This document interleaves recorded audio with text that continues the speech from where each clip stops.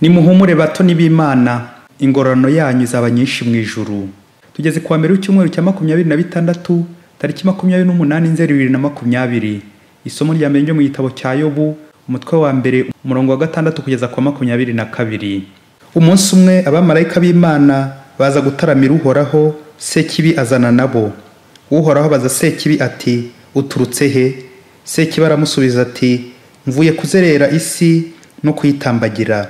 Uhoraho abwira Sekibi ati, ese witegereje umugaragu wanjye Yobu? Nta wundi usa nawe ku isi. Ni umuntu w'inyangamugayo n'umunyamurava, atinya Imana kandi yirinda ikibi. Sekibi asubiza Uhoraho ati, ese kugira ngo Yobu atinye Imana ni kubusa? None se ntiwamuhaye uruzitiro rumurinda, rukazenguruka inzu ye n'ibyo atunze byose? Ibikorwa bye byose wabihaye umugisha, none amatungo ye yuzuye igihugu. Ariko urambuye ukuboko kwawe ugatsemba ibyo atunze byose, nta kabuza azakuvuma urora. Uhoraho abwira Sekibi ati, ndabyemeye, ibyo byose ndabikweguriye, gusa we ubwe ntugire icyo umutwara. Nuko Sekibi ari kubura aragenda. Umunsi umwe rero abahungu n'abakobwa ba Yobu bari bateraniye kwa mukuru wabo, barya kandi banywa. Nuko intumwa iza kubwira Yobu iti, ibimasa byarimo bihinga n'indogobe zirisha iruhande rwabyo.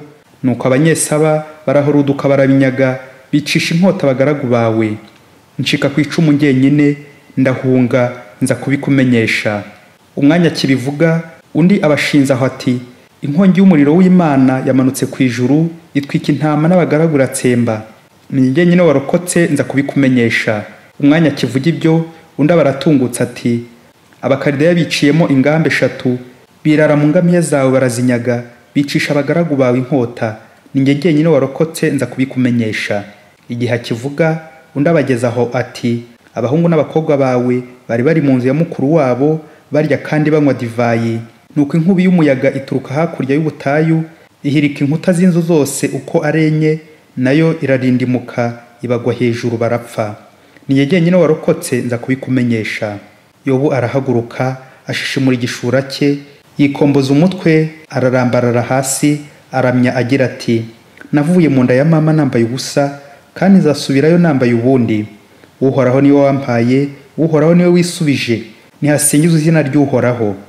Muri ayo makuba yose Yobu ntiyigeze acumura, nta n'ijambo risebya Imana yigeze avuga. Iryo ni ijambo ry'Imana.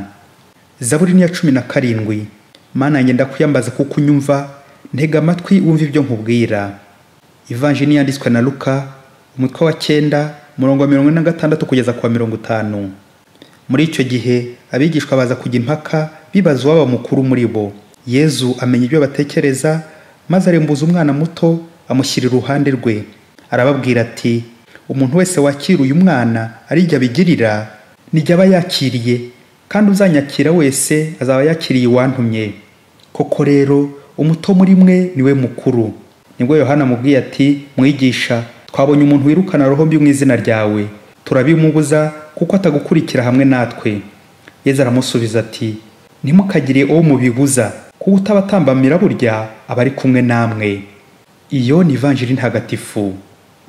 Bana b'Imana, nimuharanire gukora neza. Amasomo y'uyu munsi aradufasha kuzirikana ku ngororano y'intungane. Mu bitabo by'isezerano rya kera harimo 5 bakunda kwita ibitabo by'ubuhanga, ari byo Yobu, Imigani, Umubwiriza, Mwene Siraki n'Ubuhanga. Bakunda kubyongeraho igitabo cya Zaburi n'indirimbo ihebuje.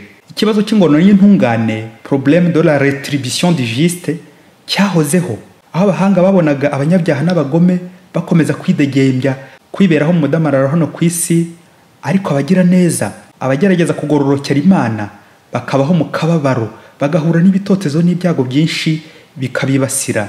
Imana rero ntiyahwemye kujya ibagaragariza ko umuntu wese ukora nabi azahanwa, naho ukora neza akazahembwa. Umuhanga cyangwa intungane ntigomba kudohoka na rimwe, nk'uko tubisanga mu gitabo cya Yobu, umutwe wa 28, umurongo wa 28. Gutinya Nyagasani nibwo buhanga, kandi kuzibukira icyaha nibwo bwenge. Bavandimwe, hari rero abantu bamwe babona bakoze nabi, ntibahite babona igihano, bakaba babyigamba. Abandi bakora neza, nabo aho guhita babona ibihembo, ahubwo ibyago bigakomeza byisukiranya, bakibwira ko Imana yabibagiwe, nyamara gahunda iracyari yayindi, kora neza. Igihembo cy'intungane ni igihembo cy'ijuru. Mu mavanjiri Yezu ntiyabamye kwibutsa intumwa ze ko umugenzo wo kwiyoroshya ari ingenzi mu ngoma y'ijuru. Mu gihe intumwa ziri gusigana umukuru muri bo, Yesu abaha urugero rw'umwana. Bagomba kumera nk'umwana. Umwana buri gihe ucungira ku babyeyi, umwana utarangwaho uburyarya, nta buhemu, nta bugome. Iyo migirire myiza nk'iy'umwana ihesha intungane ingororano y'ijuru, kuko kwiyoroshya bituma wakira Imana. Yesu yagize ati, uzakira umwana nk'uyu ninjye abagirira, kandi uzanyakira azaba yakiriye uwantumye. Bavandimwe, kwakira neza Imana, gahunda iracyari ya yindi, kora neza. Igitabo cyawe twatangiye kuzirikanaho uyu munsi, mu isomo rya mbere harimo amasomo menshi yadufasha kutadohoka, tugakora neza dutegereje igihembo cy'Imana. Reka tuyahinire mu bintu bitatu. Icya mbere, detachement, kutihambira ku bintu n'abantu. Yobu ati, navuye mu nda ya mama nambaye ubusa, kandi nzasubiraho nambaye ubundi. Uhoraho niwe wampaye, Uhoraho niwe wisubije. Nihasingizwe izina ry'Uhoraho. Bavandimwe, nk'uko twabyumvise, ibintu n'abantu byashize kuri Yobu, ibyago by'amoko yose bimwirundaho, araburanirwa. Imana ikaba ishaka kutubwira ko mu gihe dushaka kuyisanga, ibintu, abantu, famiye zacu, inshuti zacu, ibyo byose tuzabisiga ku isi. Ntibigomba kutubera inzitizi yo gusanga Imana. Il faut se dégager pour mieux s'engager. Kwirekura. Ibintu n'abantu tuzabisiga ku isi, duhabwa ibindi bishya kandi byinshi biruseho Imana yatugeneye mu ijuru. Rétribution et rétablissement. Ni ugusiga byose ugasanga byose Imana bukungu nyakuri. Icya kabiri, Imana ntitererana intungane. Twabyumvise, Shitani ishobora kugira uruhare ku ruhande rw'ibintu, côté matériel, ariko côté spirituel, uruhande rwa roho, ntishobora kwibeshya ngo ihakandagire, harinzwe n'Imana. Ya Mana itumenyera icy'ingenzi kandi ikagisigasira. Nubwo ibintu n'abantu byagushiraho, humura, Yesu we nta kuvaho, aragukunda kubera impuhwe ze. Nubwo intungane yahura n'ibibazo, ariko Imana ibiyiri ruhande buri gihe. Icya gatatu, intungane nticogora, ntitukana, ntivumana. Muri amakuba yose Yobu ntiyigeze acumura. Nta n'ijambo risebya Imana yigeze avuga. Ngo ubwa buhanga bwo gukora neza ugatinya Imana. Imikorere y'Imana buri gihe iradutungura twebwe abantu. Ubutabera bw'Imana ni ukugira neza umuntu ikamuha igikwiye. Abantu bakomeza kubona abagome bidegembya, bari mu mudamararo, nyamara intungane ziri gushavura hano ku isi. Ntimwibeshye, gahunda iracyari ya yindi. Ukora nabi ni igihano, ni umuvumo, ni umuriro w'iteka. Naho ukora neza ni igihembo, ni umugisha n'ingororano y'ijuru. Amen. Abana babiri bavukanaga, Mugisha Beni na Muvumo Modi. Muvumo niwe wari mukuru, akajya ashora Mugisha mu ngeso mbi, akaba yamujyana ku ngufu mu mafuti. Umunsi umwe Muvumo abwira Mugisha ati, mberekeza tujye kwiba amacunga. Nuko baragenda, Muvumo yurira igiti, abwira Mugisha ngo asigare hasi, abamurundira amacunga. Nyir'umurima araza, akubita Muvumo wari uri ku giti inkoni nyinshi. Arangirije arabihanangiriza ngo ntibazasubire. Undi munsi bagarutse kwiba, noneho Muvumo kubera uburyarya bwe akumva atakomeza guhanwa wenyine niba bafata. Nuko mu mayeri ye abwira Mugisha ati, ubwashize ninjye wuriye igiti, none nawe nduhura urira ndasigara nkurindira. Mugisha mukumvira kwe arurira atangira guca amacunga. Nuko nyir'umurima agarutse aravuga ati, pour être juste, kugira ngo nkoreshe ubutabera, ubwashize nakubise wari uri ku giti, none uyu munsi ndakubita by'intangarugero uri hasi. Sérieusement. Nuko cya Muvumo wongera gukinobagura ubwa kabiri. Ye baba we, Mukristo ushora abandi mu mafuti, ukagambanira abandi, ukabagusha mu byaha, rekeraho uzukorera imigisha. Ibivume bizahanwa kuva mu ntangiro kugera mu iherezo. Ni igihano cy'umuriro w'iteka. Naho intungane nubwo zacumura, ariko zigeraho zikigorora n'Imana, zikicuza, zikareka amafuti. Ngabo ba Mugisha, les bénis du Père, abaho umugisha na Data.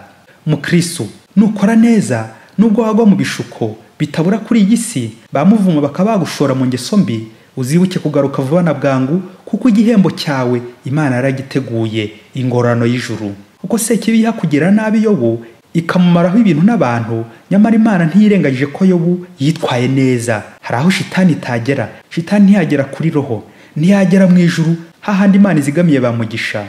Bakristo rero ntimugacogore nimubona abantu bamwe b'abagome, abasambanyi, abajura, abagira nabi b'amoko yose bari gutunga bagatunganirwa, bafite ibifaranga byinshi, barakize, bafite imitungo myinshi, bakora ibintu bikabahira.